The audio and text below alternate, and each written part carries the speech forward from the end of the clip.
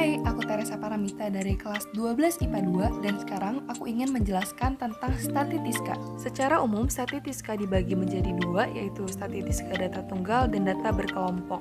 And now kita bahas dulu yang data tunggal. Langsung masuk ke contoh soal. Di sini ada data usia para guru di SMA BPK Penambur Bandar Lampung kayak gini, dan yang mau kita cari adalah modus, median, meannya atau rata-rata, terus ada kuartil atas, bawah, dan tengahnya, simpangan antar kuartil, dan jangkauan antar kuartil. Mulai dari modus adalah data yang paling sering muncul, berarti frekuensinya tuh paling banyak gitu ya. Dan bisa kita lihat di sini bahwa frekuensi yang terbesarnya itu adalah si data 30. Lanjut kita bahas median yang merupakan titik tengah dari datanya. Nah, median sendiri rumusnya itu bisa dibagi menjadi dua untuk data ganjil dan data genap. Kebetulan banyaknya data kita kali ini adalah genap, jadi kita menggunakan rumus yang genap. Nah, tinggal masukin X30 dibagi 2 ditambah X30 bagi 2 tambah 1 dibagi 2, berarti kan X15 ditambah X16 dibagi 2, sehingga mediannya berada di data 15,5. Nah, kalau kita lihat di sini berarti dia ada di data 27 ya. Nah, berarti mediannya adalah 27. Itu bisa aku simpulkan 27 karena data ke-15 dan data ke-16-nya sama, itu 27. Nah, kalau misalkan data ke-15-nya 17, data ke-16-nya 18 nih.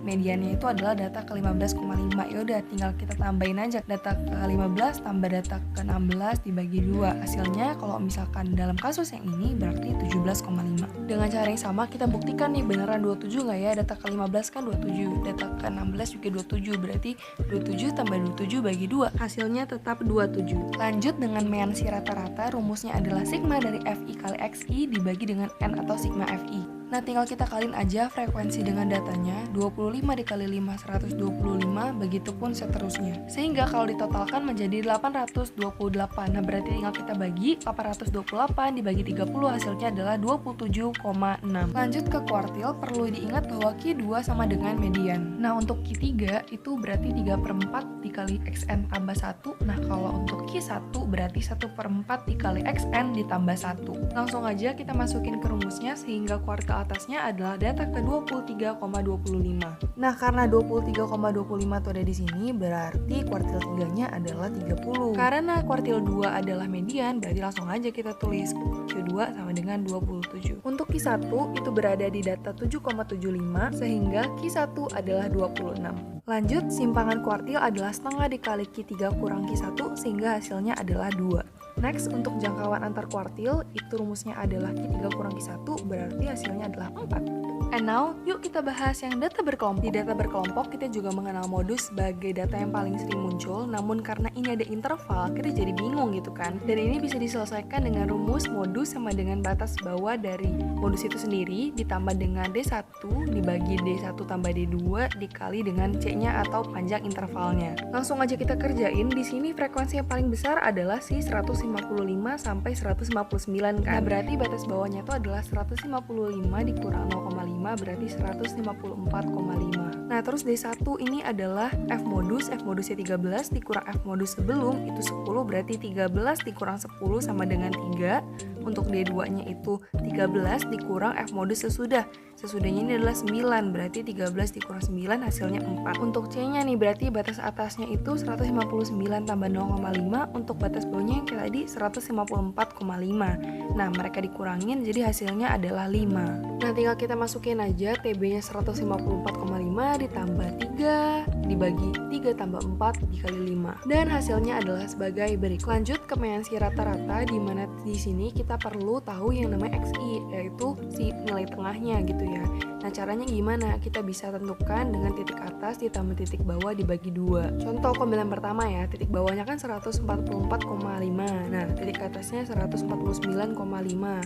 Ditambahin dibagi 2 sehingga hasilnya adalah 147.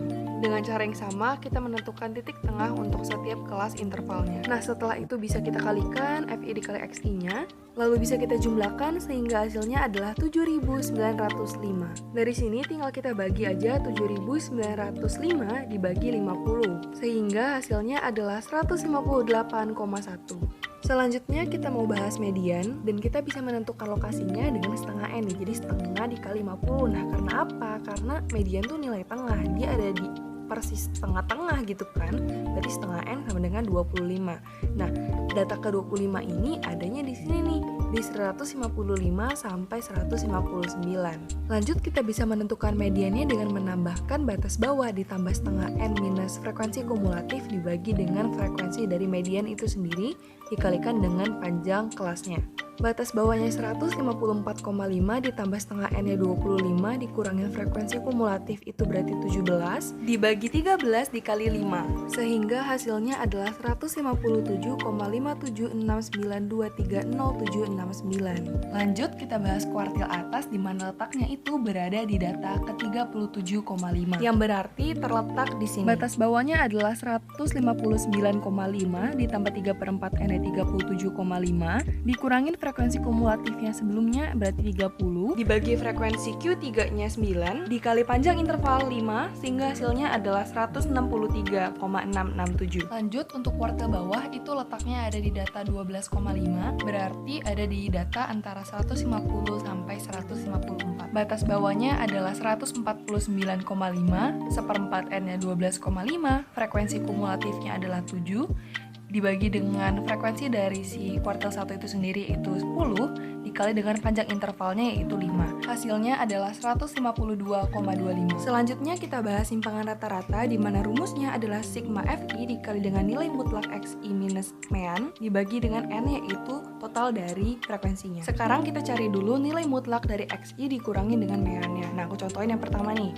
147 dikurang 158,1. Nah, hasilnya nilai mutlak dari minus 11,1 yang berarti sama dengan 11,1. Kita gunakan cara yang sama untuk menentukan nilai mutlak dari Xi minus mean ya untuk data-data berikutnya. Selanjutnya, kita cari nilai dari Fi dikali dengan nilai mutlak Xi dikurang meannya. Selanjutnya tinggal kita tambahkan sehingga total dari Fi dikali dengan nilai mutlak Xi minus meannya sama dengan 306. 306 dibagi dengan total frekuensinya itu 50, hasilnya adalah 6,12. Selanjutnya kita cari simpangan ragam atau variansnya dengan rumus sebagai berikut. Selanjutnya kita tinggal mencari nilai mutlak dari Xi minus meannya dipangkatkan dengan 2. 11,1 pangkat 2 adalah 123,21. Lalu kalau udah semua kita kalikan angka-angka berikut dengan frekuensinya nih.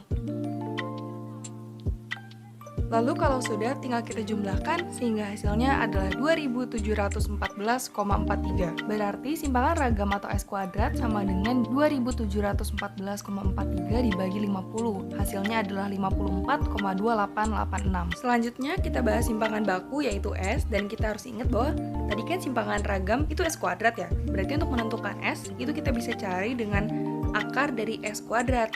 Nah, kebetulan S kuadrat tadi kita udah tahu nih tadi kan, udah kita cari. Berarti tinggal tulis aja bahwa S sama dengan akar dari 54,2886. Sehingga hasilnya adalah 7,3680798041. Lanjut, kita bakal bahas histogram, poligon, dan ogive. Mulai dari histogram yang harus kita tentukan dulu adalah batas bawah sampai batas atasnya. Lalu kita buat grafiknya. Sumbu X-nya adalah si batas-batasnya tadi, dan untuk sumbu Y-nya adalah si frekuensi.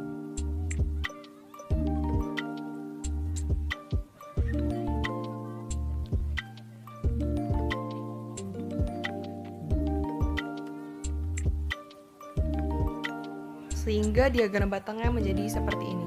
Next kita bahas poligon, di mana untuk di poligon sendiri yang harus kita tahu adalah si frekuensi dan nilai tengahnya. Nah, kebetulan tadi di mean kita udah tahu ya.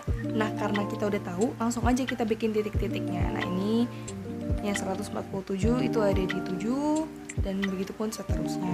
Kalau udah beres, kita tarik garis yang menghubungkan titik-titik ini sehingga poligonnya menjadi seperti ini. Lanjut, kita mau bahas tentang ogive. Nah, ogive ini dibagi menjadi dua, yaitu ogive positif yang naik itu kurvanya ya, dan yang negatif itu yang turun kurvanya. Nah, untuk ogive sendiri yang perlu kita cari adalah batas bawahnya dan juga frekuensi kumulatifnya. Frekuensi kumulatifnya itu bisa ditentukan dengan pertama nih kan 0 dulu kan. Nah, terus habis itu untuk yang kedua ini 0 ditambah yang tadi itu atasnya 7. Berarti 7, terus 7 ditambah dengan 10 sama dengan 17 dan begitu seterusnya. Nah, karena di sini 50 belum ada pasangannya, belum ada batas bawahnya. Nah, dengan pola yang ada nih, pola si batas bawahnya, kita bisa tahu bahwa yang menjadi pasangan 50 di sini adalah 174,5. Kalau udah, kita tinggal bikin grafiknya nih, titik-titiknya kita masukin dulu. Nah, nanti kalau udah baru kita tarik garis sehingga terbentuklah ogive positif yang seperti ini. Sekian dari saya, semoga bermanfaat dan semangat belajar.